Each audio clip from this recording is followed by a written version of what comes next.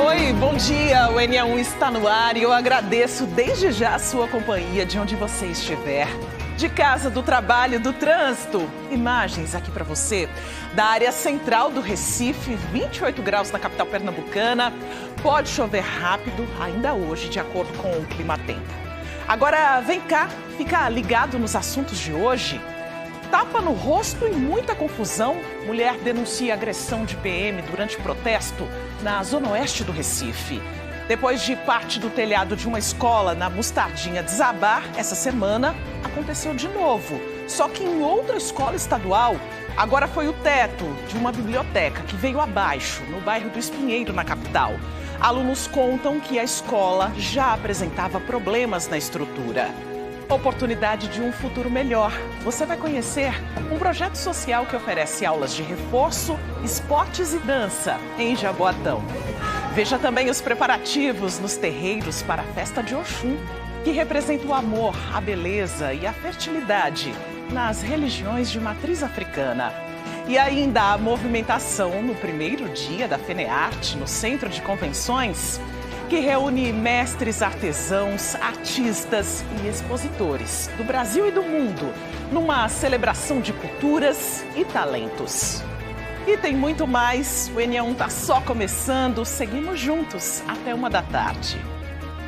Agora são 11 horas e 48 minutos e a gente abre o N1 de hoje com essas imagens que mostram pra gente o encontro do rio Capibaribe com o rio Beberibe, rios que delimitam os bairros de Santo Amaro e do Recife. Diz a crença popular que juntos eles formam o Oceano Atlântico. Já pensasse? Bom, esse olhar é do repórter cinematográfico Joab Marques. Imagem bonita para você nesse fim de manhã, comecinho de tarde. E a gente começou com essas imagens porque o N1 de hoje fala de um dia muito especial, tanto para os católicos quanto para os seguidores das religiões de matriz africana. Daqui a uma semana, no dia 16 de julho, a Igreja Católica celebra Nossa Senhora do Carmo. E nos terreiros, as homenagens são para Oxum, a orixá rainha das águas doces. Oxum também é representada pelas cores amarelo e branco. E significa amor, beleza, fertilidade e prosperidade. O trabalho tem sido intenso para a festa na próxima quinta-feira. Na Casa das Águas, terreiro que fica no bairro de Peixinhos, em Olinda, tudo é feito com muito carinho e respeito. As limpezas, os banhos de Oxum, as ervas que são quinadas para as pessoas tomar banho, todos os orixás são lavados de um por um, tá entendendo? É feita as oferendas, os sacrifícios. Tem a parte da cozinha, que temos o café da manhã, temos almoço.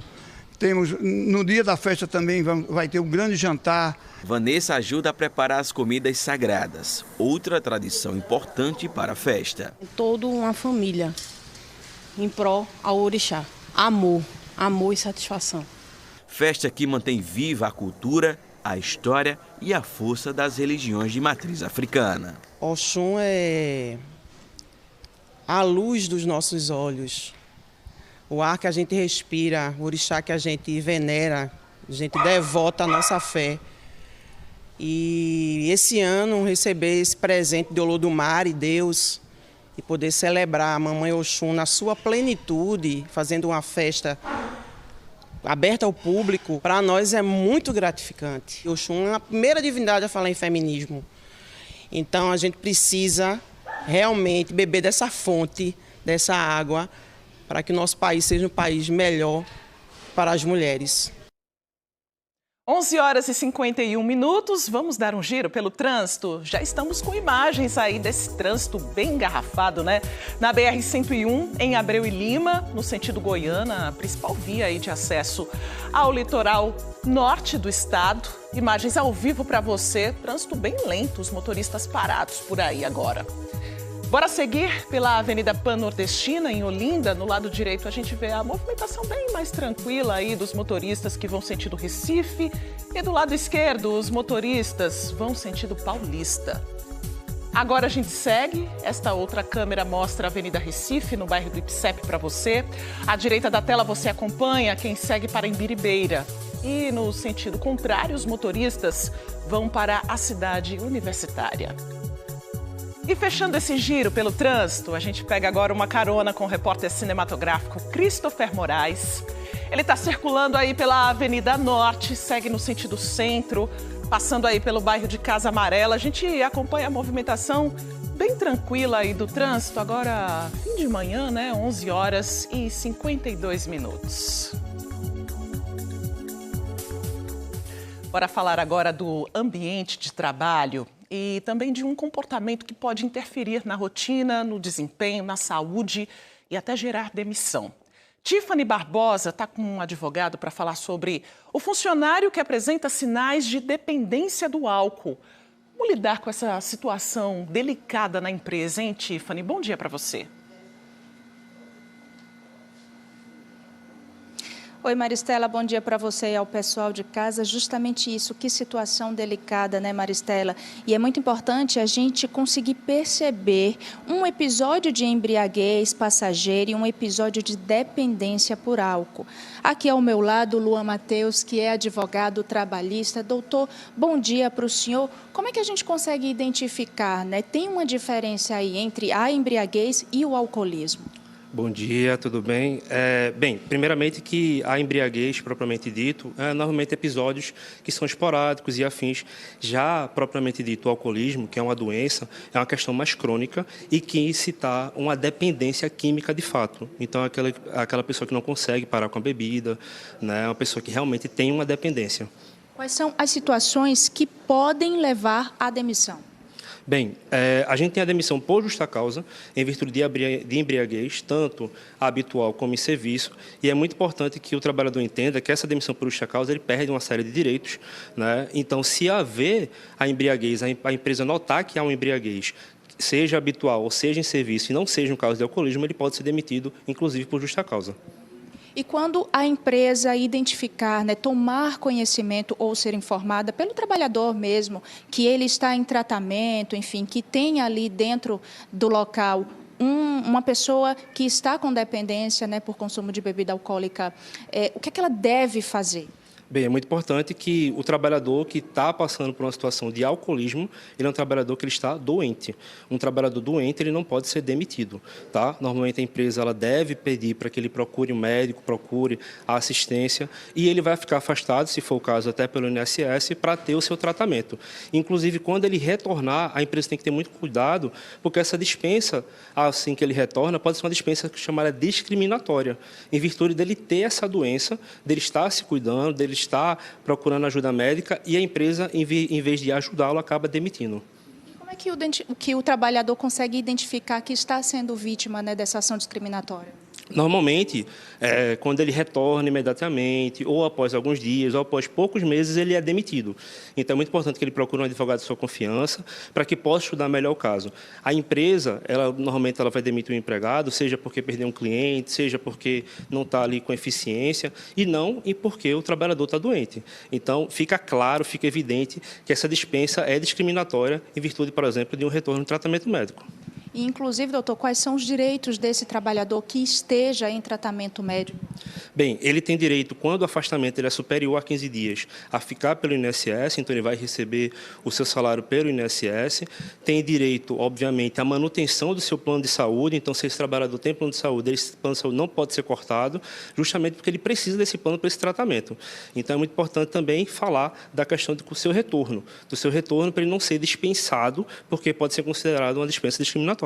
Direito, claro, a gente reforça, doutor, garantido por lei. É muito importante que o empregador, a empresa, esteja ciente disso e também para que não haja essa ação discriminatória até por parte de colegas, né? Perfeito. É muito importante que a empresa esteja atenta, inclusive que a gente está na culminância da NR1, né, de tratamento psicológicos e afins, de ter um ambiente de trabalho saudável, ter um ambiente de trabalho que vá, de fato, acolher aquele trabalhador que está doente. Doutor, muito obrigada pela sua participação aqui no nosso NE1, trazendo todos os esclarecimentos e também deixando o pessoal de casa ciente, né, Maristela? É direito, é muito importante a gente ficar atento e, claro, caso esteja aí nessa situação de dependência por alcoolismo, procurar sempre atendimento. Eu volto com você no estúdio. E por falar em atendimento, né, Tiffany, daqui a pouco a gente vai conversar mais exatamente sobre isso, sobre tratamento, onde você pode buscar ajuda, QR Code do nosso canal Globo, também o WhatsApp 3214-8500. Participe do NE1, que daqui a pouco Tiffany Barbosa está de volta. E um projeto social está transformando a vida de crianças e adolescentes de Barra de Jangada, em Jaboatão.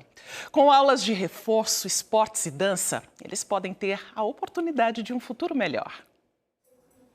A criança e o adolescente têm direito à liberdade, ao respeito e à dignidade, com direitos civis, humanos e sociais garantidos na Constituição e nas leis. O artigo 15 do Estatuto da Criança e do Adolescente diz no papel o quanto é preciso proteger as pessoas nos primeiros passos da vida. Mas, na real, a lei não chegava para todos.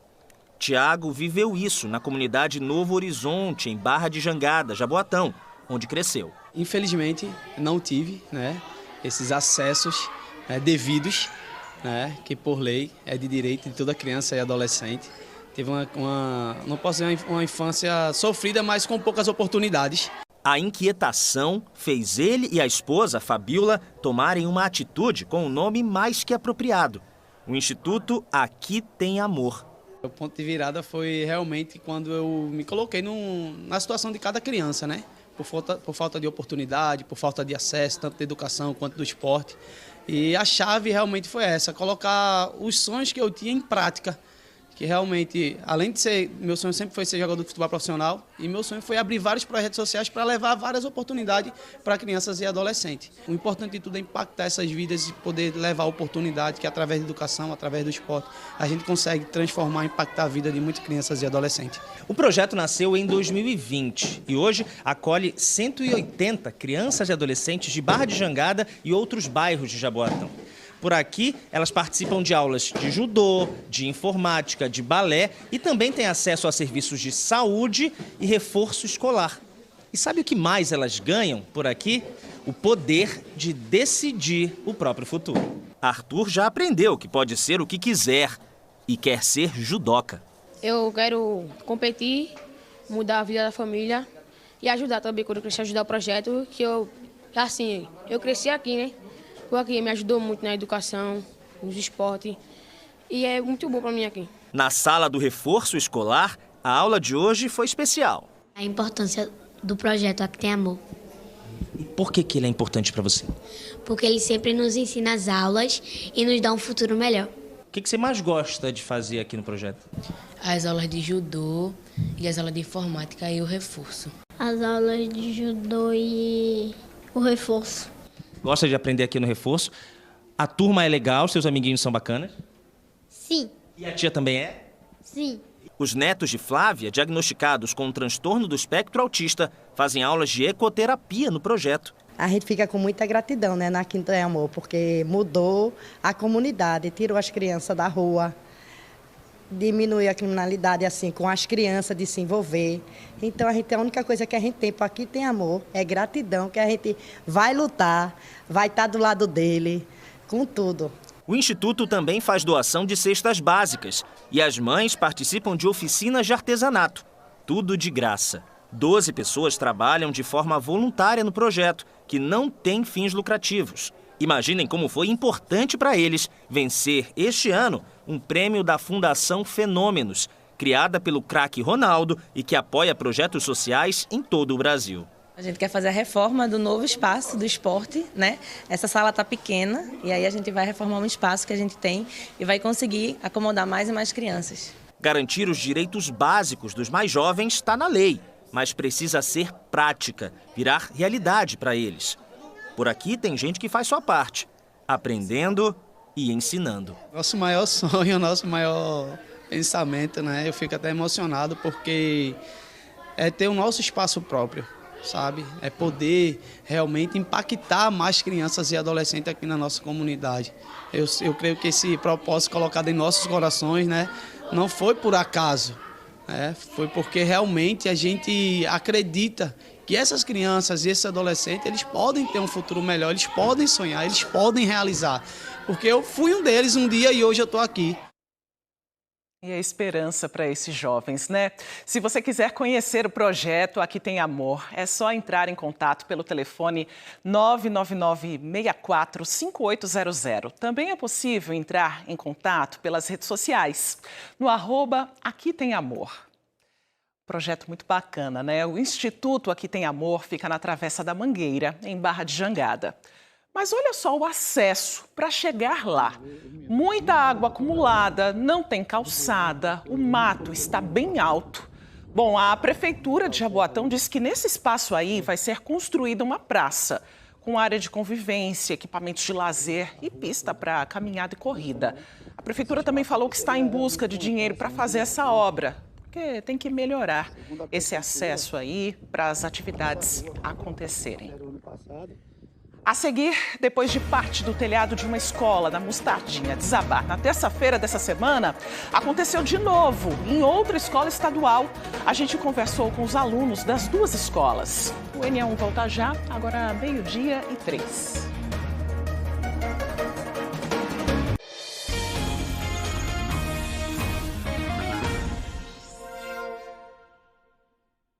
Um policial militar foi filmado agredindo uma mulher durante um protesto ontem na zona oeste do Recife.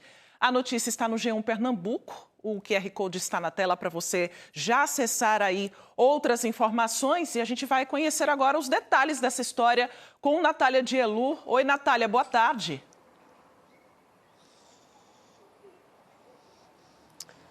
Boa tarde, Maristela. Boa tarde a todos. Esse policial militar foi filmado agredindo uma mulher que participava de uma manifestação no fim da tarde de ontem, né? Imagens enviadas para a TV Globo, vocês vão acompanhar aí agora, mostram o momento da agressão. É possível ver que o PM bate na participante, a participante da manifestação na altura do pescoço, depois dá um golpe chamado mata-leão para imobilizá-la. Ela participava de um protesto na Ponte Marechal Castelo Branco, conhecida como Ponte da Caxangá, na zona oeste do Recife, quando foi agredida.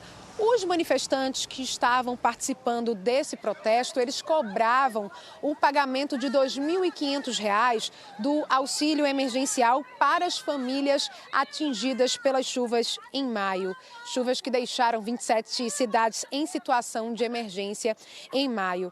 E aí a mulher, que prefere não ser identificada, ela conversou com o G1, conversou com a TV Globo e ela disse que o protesto acontecia de forma pacífica e em diálogo com a Polícia Militar quando aconteceu essa agressão. Vou até compartilhar com vocês algo que inclusive está na reportagem do G1, que vocês podem acompanhar.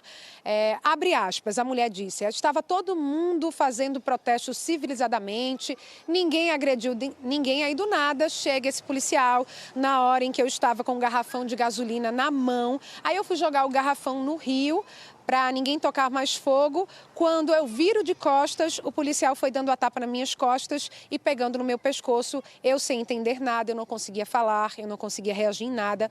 Foi quando ele me deu ordem de prisão, fecha aspas. Esse foi o relato da mulher, né, que foi agredida por esse policial militar. Quem estava participando do protesto acabou filmando essa agressão que repercutiu nas redes sociais e a TV Globo, o G1 foram em busca de uma resposta da Polícia Militar de Pernambuco, que emitiu uma nota dizendo que os policiais estavam atuando na área para garantir o livre acesso quando estava acontecendo esse protesto, né, ontem à tarde, no fim da tarde, e que manifestantes estavam tentando bloquear o trânsito, ateando fogo em objetos. Eles disseram que instauraram um procedimento para apurar a atuação desses policiais. Todos os detalhes, tem mais uma parte da entrevista desta mulher que foi agredida pelos policiais militares. Vocês podem acompanhar no G1, QR Code está aparecendo aqui na tela, tem as informações completas, também a nota do governo de Pernambuco sobre o pagamento desse auxílio emergencial que foi que gerou esse protesto que aconteceu ontem na Ponte da Caxangá, no final da tarde de ontem. Maristela. Obrigada pelas informações, Natália. E a Justiça condenou o Estado de Pernambuco a pagar R$ 500 mil ao pai de um jovem morto em uma operação da Polícia Militar em 2018. A notícia também está no G1, que você acessa no QR Code, que está aparecendo aqui na nossa tela. Na época, a vítima foi confundida com um criminoso e foi morta a tiros quando estava no quintal de casa. Ela morava no Cabo de Santo Agostinho. A indenização da família é por danos morais. O Estado recorreu, mas, ao analisar o processo, a juíza Silvia Maria de Lima Oliveira concluiu que ficou comprovada a relação entre a atuação policial e a morte da vítima. A gente segue agora falando de um problema que geralmente evolui de forma silenciosa, progressiva e precisa de atenção. O alcoolismo é reconhecido pela Organização Mundial da Saúde como uma doença crônica. Tiffany Barbosa está de volta agora para falar sobre tratamento e onde buscar ajuda, né, Tiffany? Isso mesmo, Maristela. Agora há pouco nós estivemos aqui, trouxemos todas as orientações, né, para o trabalhador que esteja enfrentando essa situação dentro de uma empresa. E agora a gente está aqui no CAPS AD Antônio Carlos Escobar, na Rua Pereira Simões, número 155, no bairro Novo, aqui em Olinda. Um local que oferece todos os atendimentos e serviços necessários para essas pessoas. Aqui ao meu lado está o psiquiatra Hugo Araújo. Doutor, boa tarde para o senhor. Quais são os serviços oferecidos aos pacientes aqui no CAPS? Boa tarde. Como qualquer serviço de porta de entrada, né, o nosso CAPS oferece um acolhimento desde o momento que o usuário entra pelaquela porta. Somos uma equipe multidisciplinar, então oferecemos atendimento psiquiátrico, atendimento psicológico, grupos terapêuticos, grupos de família, oficinas de arte, passeios, porque o tratamento da saúde mental não se limita à medicação, a gente sabe. Agora, é uma equipe, como o senhor disse, multidisciplinar, totalmente preparada, doutor? Essa dentro da RAPS, né, que é a Rede de Atendimento Psicossocial, o SUS foi elaborado de uma forma perfeita. E o ideal é que todos os dispositivos dentro da RAPS tenham equipes preparadas, porque todos eles vão exercer um papel fundamental ali. E qualquer furo na rede vai combinar num prejuízo do atendimento. Agora, doutor, como é que se dá o tratamento para esses pacientes? É de forma individualizada? Vai depender de um paciente para o outro? Completamente individualizada, né? Não existe receita de bolo, porque a dependência química não tem uma causa única, específica, reducionista. É porque foi apresentado a droga muito novo. É porque usou muito. É porque mora do lado da boca. Não. Existe a causa é fenomenológica. A gente tem que entender o que é que está por trás daquela dependência. Que muitas vezes, atrás de toda droga, tem outra droga, tem problemas familiares, tem problemas sociais. Então, o tratamento é completamente individualizado. Isso vai desde orientações higiene dietéticas e até mesmo as medicações, porque os organismos também são muito individualizados e eles, cada indivíduo, lidar com a medicação de sua certa forma. Então... Doutor, para aqueles pacientes que possuem dependência de álcool, né, de consumo de bebida alcoólica, qualquer pessoa que tenha esse problema, que esteja enfrentando essa situação, pode ser atendida aqui no CAPS? É gratuito? Pode e deve. E é gratuito não, né? Pagamos impostos. Pode e deve, né? Infelizmente, o paciente que está sofrendo por dependência química, ele demora anos para procurar ajuda. Ele demora anos por causa do estigma. O estigma que a população... A dependência química entre os transtornos psiquiátricos é, de longe, o mais estigmatizado. Ok, doutor, muito obrigada pela sua participação aqui no nosso ENE1. Está aí, Maristela, a gente, inclusive, reforça, né, um paciente que estiver passando por essa situação, comparece aqui no CAPS AD Antônio Carlos Escobar, na Rua Pereira Simões, número 155, no Bairro Novo, aqui em Olinda. Eu volto com você no estúdio. Obrigada, Tiffany. Seguimos com imagens agora para você do nosso repórter cinematográfico Augusto César. Ele está no bairro da Imbiribeira e mostra para a gente o Parque dos Manguezais, uma reserva natural que dá nome à Via Mangue, que liga ao bairro do Pina, a Boa Viagem. Imagem bonita agora nesse começo de tarde para você. E ampliando um pouco mais essa imagem, fazendo um giro, a gente ainda consegue ver o trânsito em outros pontos da cidade. Augusto César está mostrando aí pra gente. É para te contar como está agora. Tá vendo aí ele girando o nosso drone? Você vai passeando junto com a gente para a gente ver essa movimentação do começo de tarde. Dá para chegar, por exemplo, até a Avenida Mascarenhas de Moraes. É o trânsito de quem segue aí para os compromissos. Aproveita a hora do almoço para resolver alguma pendência. A gente vê a movimentação até tranquila do trânsito, sem engarrafamentos ou dificuldades para o motorista que está seguindo aí na região. Bora seguir com esse giro pelo trânsito? Quero te mostrar outros pontos também. Bora lá para a Zona Sul, Avenida Domingos Ferreira, no bairro de Boa Viagem. A gente vê a movimentação também do trânsito por aí. O trânsito que vai ficando um pouco mais intenso depois que a gente vai passando do meio-dia. Agora a Avenida 2 Rios, no bairro do Ibura, aí na sua tela. Essa câmera está aí pertinho do SESI. Você vê a movimentação dos motociclistas, os motociclistas que têm que ficar praticamente numa faixa só, né? Não tem muito trânsito agora, mas a gente vê um trabalho aí, parece de manutenção do poste, 2 carros parados ali, algumas pessoas na calçada. O ônibus fez esse desvio, acaba de alguma forma invadindo a outra pista, né? De quem vem no sentido contrário, então um motivo aí de alerta e de atenção para quem está seguindo aí sentido BR-101.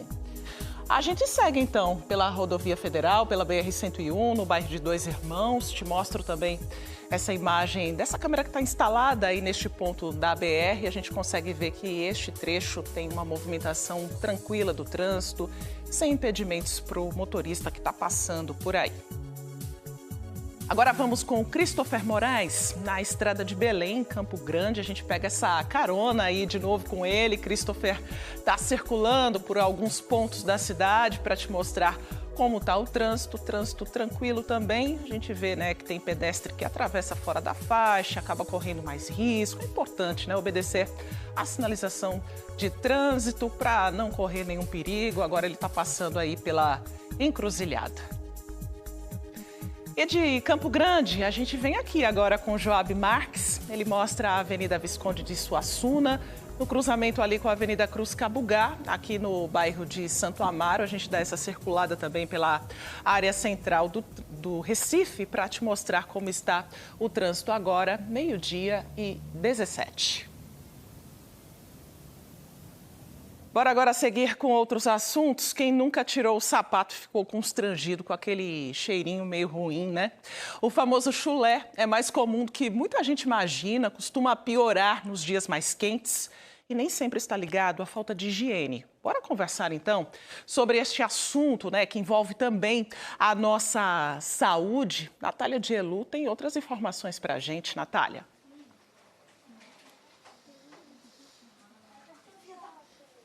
Maristela, o problemão, né, esse tal de chulé, ele é mais comum em pessoas que usam sapato fechado por muito tempo, o mesmo sapato. Então, muita gente vai trabalhar, já tem aquele sapatinho ali, velho de guerra, né, para ir trabalhar. E alguns hábitos podem combater esse chulé, né? Não necessariamente é falta de higiene. A gente vai conversar agora com Carolina Coelho, que é dermatologista, vai explicar para a gente. Doutora, boa tarde, bem-vinda ao ENE1. Explica para a gente qual é a causa. Não é falta de higiene, né? Não é falta de higiene e também não é só quem sua demais nos pés que pode ter chulé. Qualquer pessoa, homens, mulheres e até crianças e adolescentes podem ter chulé. E o que vai acontecer? geralmente vem do hábito de usar o mesmo sapato durante muitas horas. Então, aquele ambiente ali no pé é um ambiente que o pé está suando, está úmido, está quente, é escurinho, então é perfeito para as bactérias crescerem muito e aí elas produzem substâncias que geram aquele odor característico. No caso, tem que trocar a meia todo dia? Isso, gente, tem que trocar, de preferência trocar o sapato. Você usou o sapato hoje, amanhã você chegou em casa, coloca ele num ambiente para ele secar, para arejar, usa outro sapato no outro dia. Todo dia troca meia, pode usar também aqueles talcos antissépticos, spray antisséptico dentro do sapato e no pé também, para prevenir esse mau odor. Ô, doutora, que outros hábitos a pessoa pode ter, assim, para combater o chulé? Não é uma questão de falta de higiene, mas, obviamente, que você está com o pé sujo e calça o sapato sem meia e todo dia usa o mesmo sapato, se você olhar o fundo do sapato, ele vai estar bem sujo. Então, calçar o sapato com os pés limpos, ter a higiene dos pés e dos sapatos. Acho que a gente tem que cuidar mais dos sapatos também. Doutora, normalmente é com o sapato fechado. Por exemplo, eu uso sandalinha com um saltinho todo dia. Quem usa sapato aberto vai ter menos esse problema? Não, o sapato aberto não vai dar porque você tem luz, você tem o pé arejando, né? É do sapato fechado. E principalmente assim, por exemplo, adolescente passa o dia inteiro na escola, geralmente usa o mesmo tênis, né? Então, se ele perguntar, é só adulto, não? Não, os adolescentes têm muito, as mães reclamam muito, chegam no consultório reclamando, meu filho tem um chulé horrível, o que é que faz?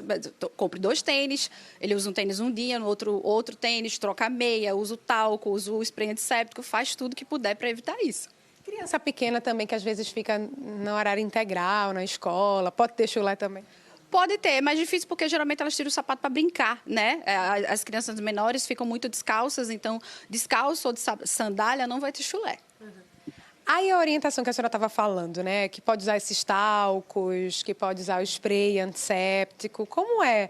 Você coloca ali dentro da meia, coloca no pé antes de calçar o sapato? O talco você pode colocar no pé e dentro do sapato. Tem gente que não gosta porque o sapato fica todo sujo de branco, mas você pode comprar spray antisséptico, que vende em supermercado, vende em farmácia. E você no sapato coloca o spray porque ele é transparente e no pé você pode colocar o talco e é antes de colocar a meia.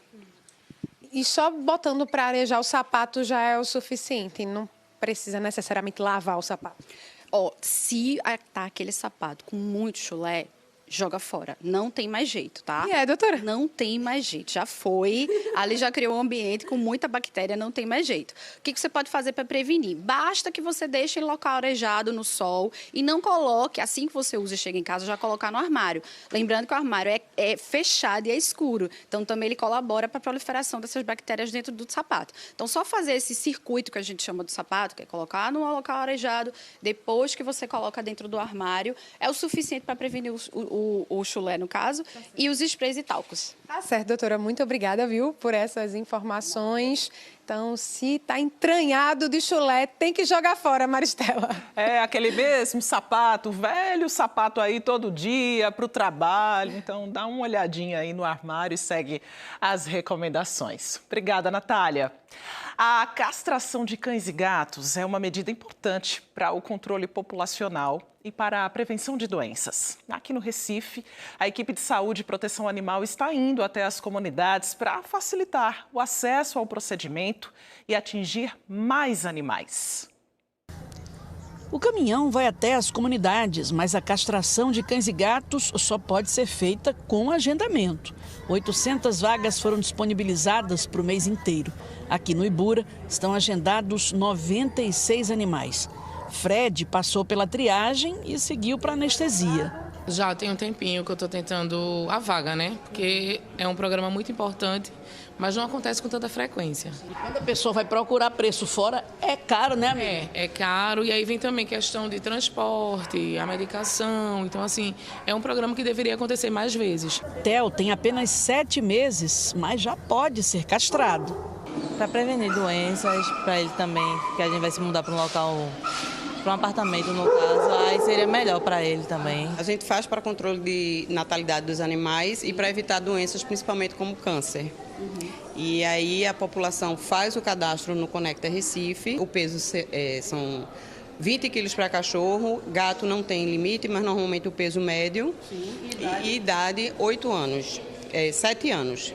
7 anos para cachorro e 7 anos para gato. Se ele tiver com qualquer tipo de anemia, se tiver caquético, com peso muito abaixo, ou obeso, o peso muito acima, também a gente não faz, certo? Se tiver com alguma doença aparente, a gente não faz.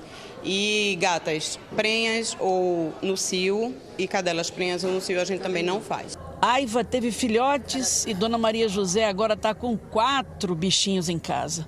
Ela estava ansiosa para conseguir logo a castração. Castrar já, porque ele já tem filho já. Tá tudo na tua casa? Tá tudo na minha casa. E vai castrar também? Vou castrar, a gente só não trouxe porque eles são pequenininhos ainda, aí não pode castrar não. A gente só viu cachorro e cadela na associação de moradores porque os gatos estão marcados para tarde. Meg ainda está anestesiada da cirurgia. Ana Cristina disse que ficou aliviada por ter conseguido o procedimento. Muito satisfeita. Essa cachorra aqui, eu peguei ela do Compaz, né? Da obra do Compaz, e está comigo 4 anos. E hoje eu consegui. E precisava castrar, porque é importante, né? É importante, até porque, né, a gente não tem condições de estar criando muito cachorro, né? E doar ou então deixar na rua. De jeito nenhum. De jeito nenhum. Os animais castrados também foram microchipados. O cachorro fugiu, se perdeu, aí uma clínica recolhe, como a clínica que ama castrar, acaba recolhendo alguns animais, somente gato, recolheu, aí passa o leitor, se tiver a numeração, aí entra em contato, aí mostra tudo direitinho. O mutirão do Castra Móvel segue amanhã para outros bairros do Recife. A gente vai estar no Totó, segunda-feira vai estar no bairro de Ipicepe e vamos passar ainda esse mês no Alto José Bonifácio, no Vasco da Gama e também no Córrego do Genipapo. Após a castração, o animal ele é microchipado e para aqueles que não vão castrar, a gente está aqui recebendo para dar o reforço da vacinação antirrábica. A gente muda de assunto para falar sobre um cenário triste e comum entre casarios de Olinda. São cenas que não combinam com a beleza do sítio histórico da cidade. Estamos falando da degradação de alguns imóveis. A imagem de abandono é também de risco para a população e para os turistas. Um morador de Olinda reclamou dessa situação para a gente. E a repórter Daniele Fonseca foi até lá para conferir. Acompanhe na reportagem. Não é raro encontrar por Olinda construções antigas, históricas e desocupadas. Algumas delas com sinal de abandono. Na Praça do Jacaré, na Avenida Sigismundo Gonçalves, bairro do Varadouro, vimos estes 3 prédios. Um deles à venda. Ninguém por perto para falar sobre manutenção ou qualquer outro serviço por aqui.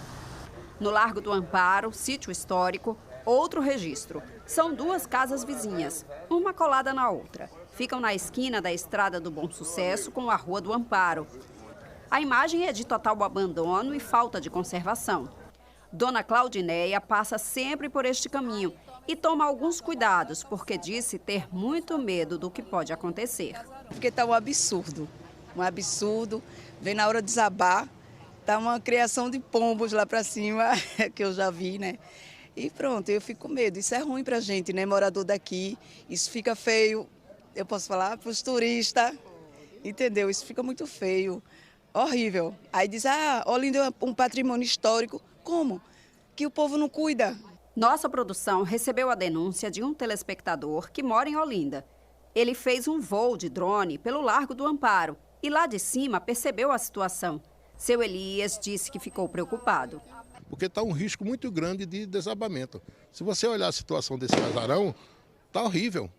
Não precisa nem ser um engenheiro para saber que isso vai cair a qualquer momento. Isso é uma tragédia anunciada. Aqui o pessoal negocia até embaixo ali, bem encostado no casarão. Então, o pequeno objeto que cair vai ferir alguém. Imagina um pedaço maior. Colado na fachada, encontramos impressa uma portaria, número 420, de 2010, do IFAM, Instituto do Patrimônio Histórico e Artístico Nacional, onde aparece aprovado um projeto de intervenção. O documento é de outubro do ano passado. Tácito Melo é engenheiro civil. Avaliou os imóveis pelo lado de fora. Falou sobre os riscos e as características desse tipo de construção. Tem vigas e pilares que amarrem ele. Então é um imóvel que ele, apesar da gente não caracterizar agora esse risco iminente, mas é um material que a gente chama de sujeito à ruptura brusca. Então isso é um risco devido às características do próprio tipo de prédio, né? E é importante então que a gente entenda isso, o tipo de material que ele foi construído e como você vê ele está sem telhado e o fato de estar sem telhado aumenta a infiltração de água, o que aumenta ainda mais o risco. O crescimento de vegetação pela estrutura, como estes galhos de árvore e também algumas fissuras espalhadas pelas paredes externas, causam preocupação. Ali uma árvore, certamente algum passarinho, alguma coisa que plantou ali uma semente e começou a nascer. E ninguém tomou conta disso. Então, se deixar, ela vai começar a infiltrar as suas raízes na própria estrutura. E como é uma estrutura feita com material que tem muita matéria orgânica, vai facilitar mais ainda o crescimento de árvores, de arbustos, e isso vai então gerando um ciclo negativo. Por aqui passa um monte de gente, principalmente no carnaval. E a circulação de ônibus é um agravante. O ônibus, o caminhão, especialmente, né? Eles vão provocar muita vibração. E numa estrutura que ela não tem uma resistência à vibração boa, isso pode acelerar o processo de degradação e também até levar à ruína da edificação. Seu Hernani, que mora na área, contou que já se assustou com um barulho vindo dos casarões. Terminou a missa aqui, eram umas 10 horas da manhã. Eu estava até aqui. Foi quando a gente viu o estalo, foi o telhado arriando. O pessoal fica cismado, né? Com medo. Eu mesmo tenho medo de passar descer a rua Bom Sucesso. Eu tenho medo que caia. O engenheiro informou ainda de quem será a responsabilidade em caso de desabamento ou de qualquer acidente. O dono do imóvel ele é responsável civil e criminalmente caso aconteça alguma coisa, inclusive ao próprio imóvel, tá? E aí a lei de tombamento já prevê isso e a lei do meio ambiente trouxe um artigo interessante porque ela transforma em crime a falta da conservação. Então é muito importante que o proprietário do imóvel se atente que há uma necessidade de manutenção. E caso ele não tenha dinheiro para isso, sugiro procure a Defensoria Pública, porque o Estado ele é o segundo responsável caso a pessoa seja hipossuficiente. No Centro Histórico de Olinda, o conjunto arquitetônico, urbanístico e paisagístico foi tombado pelo IPHAN em 1968. O reconhecimento da cidade como Patrimônio Mundial Cultural foi dado pela Unesco em 1982. Compreende uma área de 1 km e 200 metros quadrados. Cerca de 1.500 imóveis fazem parte. Entramos em contato com a Prefeitura de Olinda para entender o que vem sendo feito pela segurança dos moradores e turistas.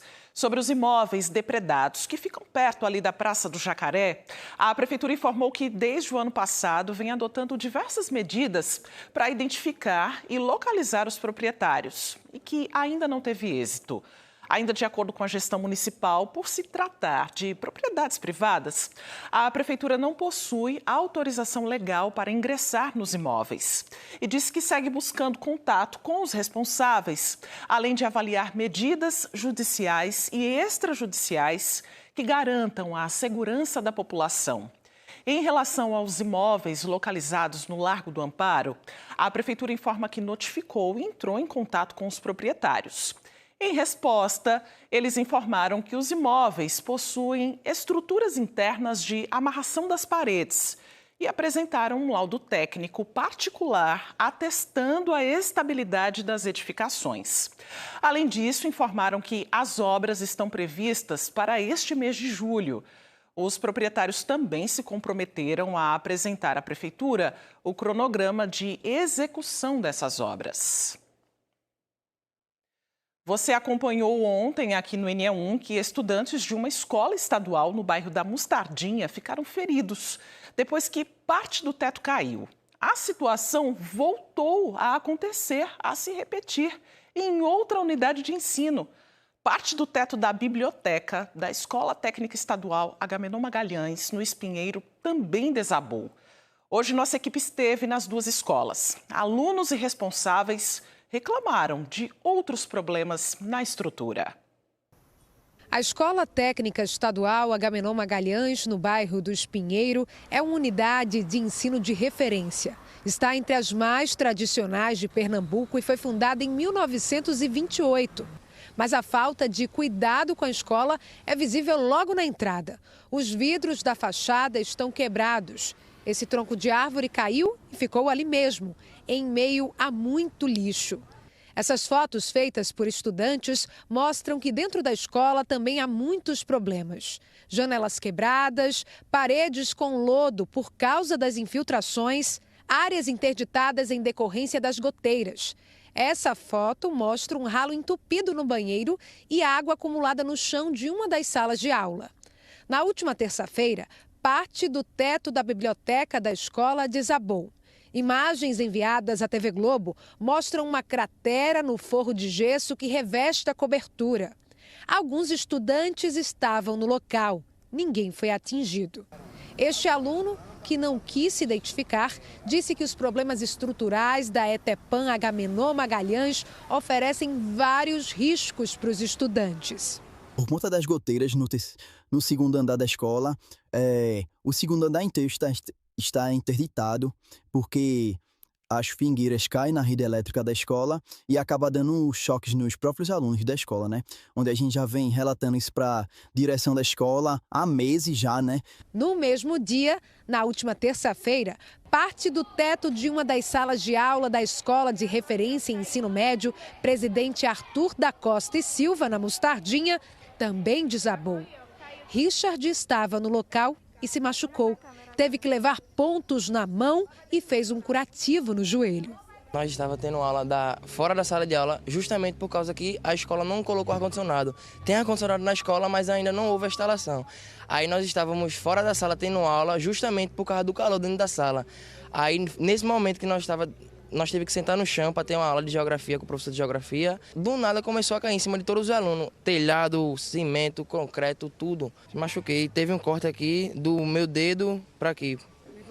Levou ponto? 3 pontos. Laís é mãe de Júlia, que estuda há 2 anos na escola e disse que a filha chega todos os dias falando do descaso com os estudantes. Ela me informa, relata que só tem um ventilador funcionando na sala de aula. Sobre a comida também, porque está um descaso muito grande, que ela já disse a mim que já teve comida com cheiro de azedo.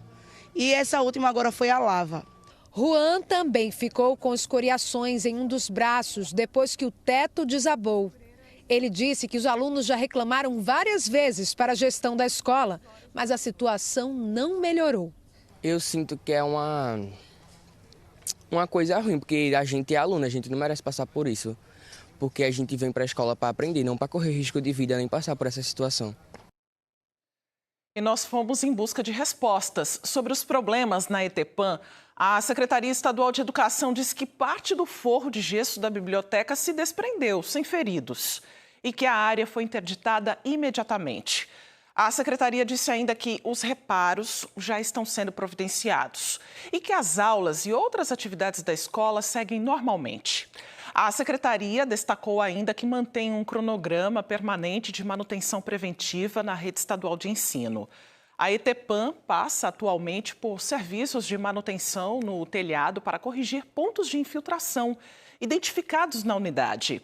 A Secretaria disse ainda que as intervenções acontecem de forma planejada e sem comprometer o funcionamento da escola.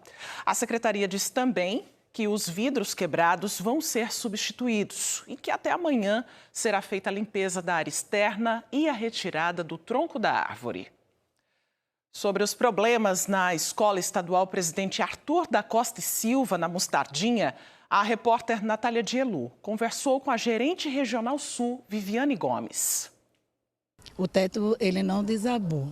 Foram algumas telhas que caíram desse teto no momento em que os estudantes estavam naquele espaço junto com o nosso querido professor. A escola está passando por uma reforma. Reforma esta que a gente já vem trabalhando desde o ano passado. A engenharia trouxe o pessoal que fez a troca de telhas, fizemos a troca de telhados, fizeram a quadra da escola, a gente já está com a quadra mais ou menos em torno de 90% construído. Os banheiros passaram por reformas e tudo isso foi sendo monitorado pela gestora da escola. A gente conversou com várias mães, vários estudantes, eles disseram que encontraram larvas na comida, que já viram hábitos de higiene ali na merenda bem contestáveis e que eles cotidianamente encontram uma comida que está com cheiro de azedo, uma larva, já denunciaram para a escola. O que é que explica isso? Quando a escola toma conhecimento dessas situações, ela chama as nutricionistas. Nós temos em toda a escola uma nutricionista que acompanha. A nutricionista ela vem semanalmente à escola, verifica como é que está sendo realizada essa comida. A comida ela é preparada, ela é deixada no saco para que isso possa ser analisado posteriormente. A partir do momento que a gente está recebendo a denúncia, nós vamos reunir com a equipe da escola, com as nutricionistas que fazem parte dela, para que a gente veja com as merendeiras como é que vai ser resolvida a situação. Uma das maiores feiras de artesanato da América Latina já está de portas abertas. A FENEARTE reúne milhares de artesãos de Pernambuco, de outros estados e até de outros países. Um espaço que celebra tradição, cultura e criatividade. Nesta edição, uma homenagem é para os celeiros pernambucanos, mestres que transformam o couro em peças que carregam a identidade do nosso estado.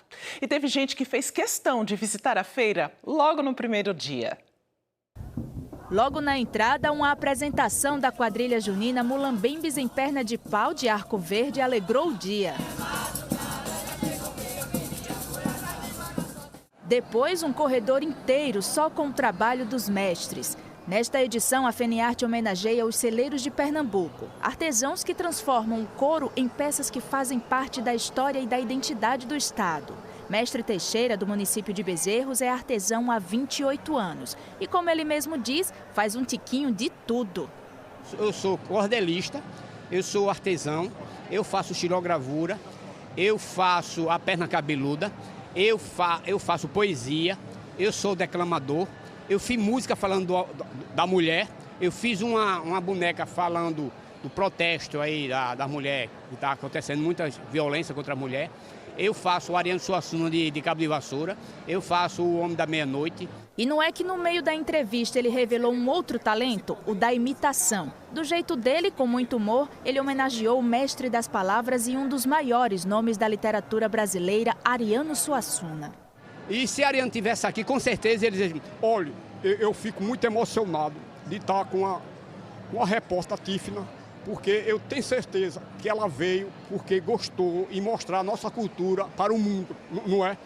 E agradecer a vocês, que é da mídia, que cada vez mais publica e divulga o nosso país, que não é só Pernambuco, né? São mais de 5.000 artesãos de Pernambuco, de outros estados e até de outros países. E tem visitante que veio pela primeira vez, mas também tem quem já perdeu as contas de quantas edições da FENEARTE já visitou. A gente adora, já é certo eu vir para cá todo ano no primeiro dia. E aí pretende, claro, continuar vindo, né? Sempre, sempre. O que você mais gostou? Eu sempre gosto da parte ali da ala dos mestres, né? Eu coleciono carranca, aí sempre passo por lá, o primeiro lugar que eu passo é lá. Por aqui, todo mundo encontra o mesmo cenário. Corredores cheios de cores, histórias e muito trabalho feito à mão. Tem chapéus de vaqueiro, esculturas, bolsas e sandálias em couro, colares, brincos, pulseiras, produtos de todas as regiões. Neste estande, quem chegava encontrava Poliana fazendo bordado Boa Noite, típico do município de Pão de Açúcar, lá de Alagoas. É uma grande alegria para a gente, né? Mais uma vez participando da FENEARTE, né? Durante esses 26 anos, o estado de Alagoas esteve presente e aqui nós temos mais de 10 produções artesanais representadas entre associações, cooperativas, grupos de produção, artesão individual e mestre artesão também. Então, para a gente é uma imensa gratidão poder apresentar o que a gente tem de melhor no nosso estado aqui na FENEARTE. São quase 700 estandes espalhados pelo centro de convenções. Dá para passar horas caminhando e sempre encontrar alguma novidade. Tem peça tradicional, peça contemporânea e junto com tudo isso, aquela sensação de que cada corredor reserva uma descoberta. Juliana não perde uma edição. A visita já virou tradição de família. Todos os anos marca presença junto com a mãe. No primeiro dia eu sempre venho com ela. E aí depois eu ainda venho, a gente vem umas 2 ou 3 vezes, pelo menos.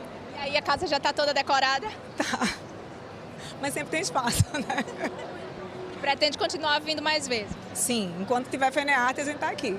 De segunda a quinta, os ingressos custam R$ 12,00 a inteira e a meia entrada custa R$ 6,00. Já de sexta a domingo, a inteira custa R$ 16,00 e a meia R$ 8,00. Os bilhetes podem ser comprados pela internet e em diversos pontos de venda. A feira por si só já é gigante, mas além da feira, o público também tem a oportunidade de vivenciar aqui outras programações, né? Por exemplo, o nosso palco. Todos os dias a gente tem shows, diversos shows da cultura popular, da cena contemporânea. Todos os dias a gente tem oficinas também, ensinando às pessoas técnicas tradicionais de cerâmica, técnicas com uma pegada mais sustentável, ensinando a fazer biojoias a partir de casca de sururu. Então, oficinas, shows, desfiles de moda, programação no Espaço Janete Costa, com palestra, com bate-papo. É um verdadeiro festival. Mês de julho e nesse período de férias, com a criançada passando mais tempo em casa ou em passeios, aumenta o alerta para o risco de acidentes. Bora voltar a falar com Natália Dielu, porque criança corre, brinca, se rala mesmo, né, Natália? Mas é possível, dentro de casa, evitar alguns acidentes também, né?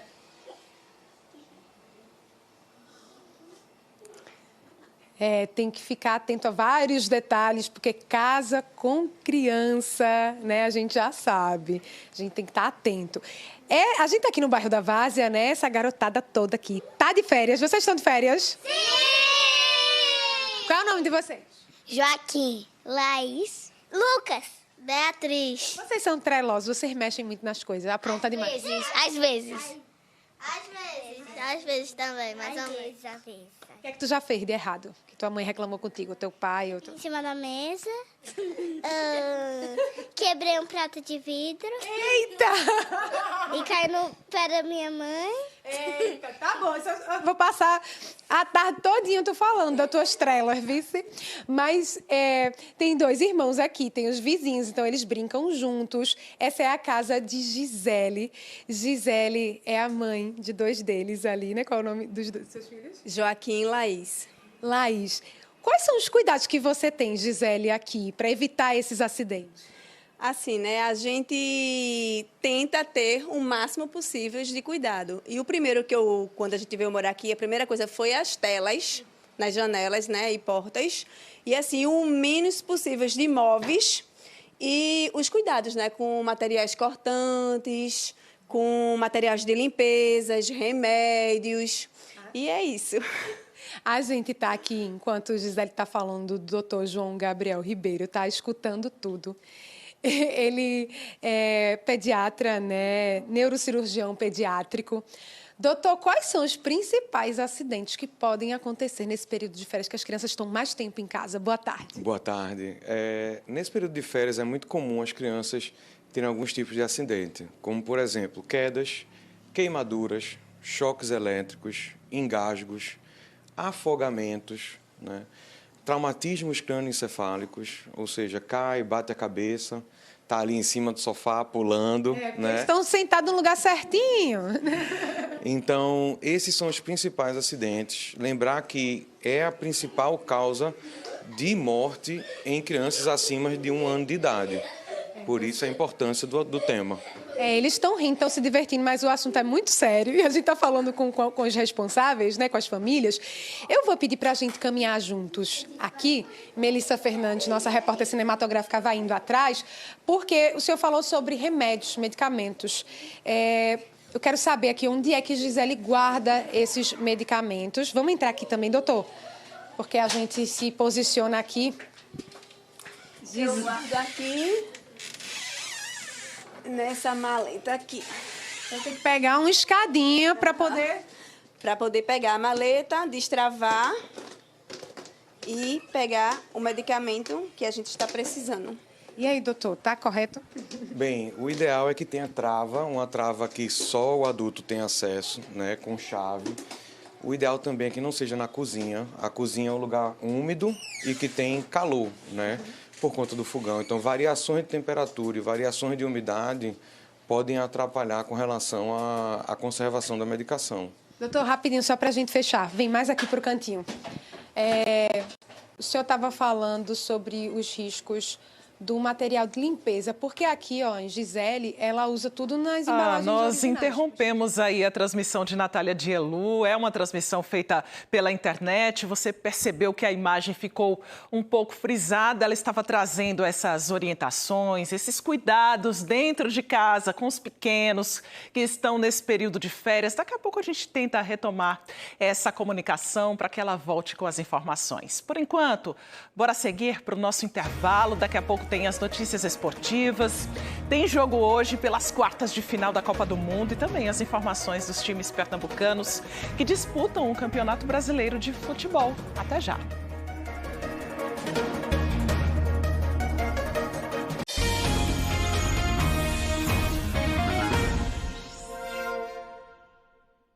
Enião de volta e a gente volta a falar com Natália Dielu sobre os cuidados com as crianças dentro de casa, agora nas férias, né, Natália? Só para completar o raciocínio, porque a gente estava falando sobre a importância dos produtos de limpeza, né? É importante que eles estejam na embalagem original, né, doutor? Exatamente. Os produtos de limpeza precisam estar na embalagem original, devidamente acondicionados e em local alto para que a criança não tenha acesso. E tem que ter cuidado também com esses medicamentos, casa de vó, às vezes não está no alto. Exato, é comum nas férias as crianças passarem um tempo com as avós e a avó tende a deixar os remédios em cima da cabeceira, tomar de forma errada, e isso pode gerar também algum acidente. Obrigada, viu, doutor Maristela?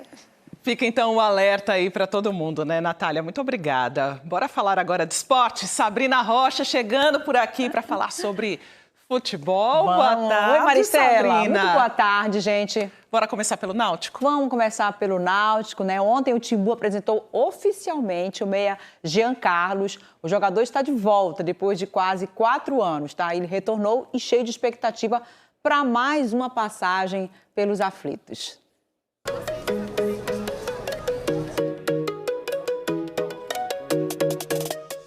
Quando eu cheguei aqui foi que a ficha caiu, né? Comecei a andar aqui no CT e passa, né? Aqueles filmes dos momentos bons que a gente viveu aqui.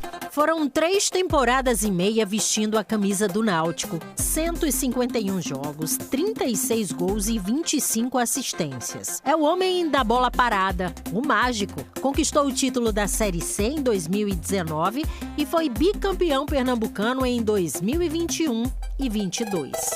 Estou muito feliz. E eu acho que o principal agora é poder estar em campo e poder vestir a camisa de verdade, poder estar atuando e fazendo melhor, né? Poder fazer melhor o que eu fiz aqui. O anúncio já ficou para trás, a coletiva de apresentação também. A expectativa agora é pela estreia. Ou melhor, pela reestreia do Mágico com a camisa alvirrubra, que não deverá acontecer nos aflitos ao lado do torcedor. Jean Carlos já deverá entrar em campo neste domingo contra o Avaí, lá na Ressacada, em Santa Catarina. A espera agora é pela publicação do nome no Boletim Informativo Diário da CBF, o BID. Para viajar com o elenco, o meia Jean Carlos precisa ser regularizado até amanhã. Já o reencontro com o torcedor, aí vai ter que segurar a ansiedade só mais um tiquinho, porque o Timbu só volta a jogar nos aflitos daqui 2 semanas. E não vejo a hora, sinceramente, de poder estar nos aflitos, né? Os aflitos lotados, que foi onde eu vivi os melhores momentos assim da minha carreira. Quem retorna sabe que reencontros costumam carregar expectativas, mas também carregam responsabilidade. E para quem já escreveu capítulos importantes por aqui, o desafio agora é ajudar o Náutico a reencontrar o caminho das vitórias. São 6 jogos sem vencer. Eu sei da responsabilidade, né, que eu venho, a responsabilidade de vestir a camisa do Náutico novamente. Sei da esperança, da expectativa que a torcida tem em mim, que o clube tem em mim. Então, volto com a mesma vontade, com o mesmo profissionalismo e querendo conquistar mais e mais pelo clube. E o esporte, Sabrina? Volta a campo amanhã, sexta-feira, né? Vai receber o Botafogo de Ribeirão Preto, na Ilha do Retiro.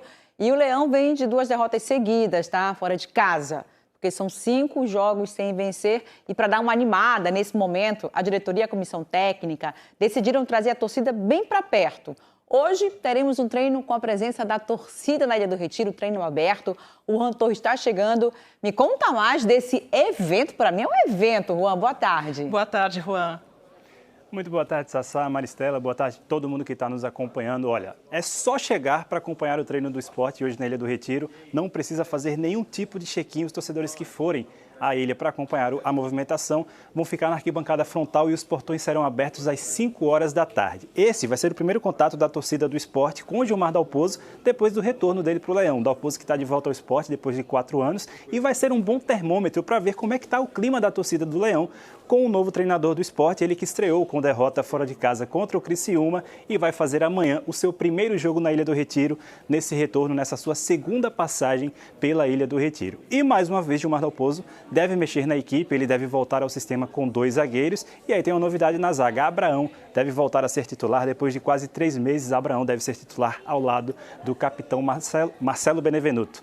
E também tem saída no esporte, porque Yuri Castilho, atacante que foi tão importante nas finais do Campeonato Pernambucano contra o Náutico, está indo jogar no futebol japonês. Ele, inclusive, já se despediu dos jogadores do esporte, não entra mais em campo com a camisa rubro-negro. Todos os detalhes dessa negociação estão lá no ge.globo.pe. Lembrando que o esporte volta a campo amanhã contra o Botafogo de Ribeirão Preto. Pouco mais de 7 mil ingressos foram vendidos para esse jogo. Sabrina, Maristela, volto com vocês. Valeu, Juan. Bom trabalho e boa tarde para você.